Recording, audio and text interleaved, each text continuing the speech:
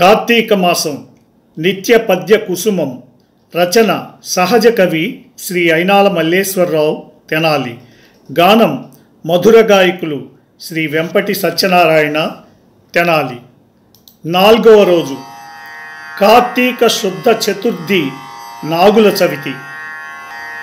నాగదేవతా పూజను నాణ్యముగను భక్తి మీరంగ జేయంగ శక్తి కొలది పాము పుట్టలో మనసార పాలుపోయ పూజ్య కార్తీక మాసము పుణ్యమొసగు. పూజ్య కార్తీక మాసము పుణ్యమొసగు.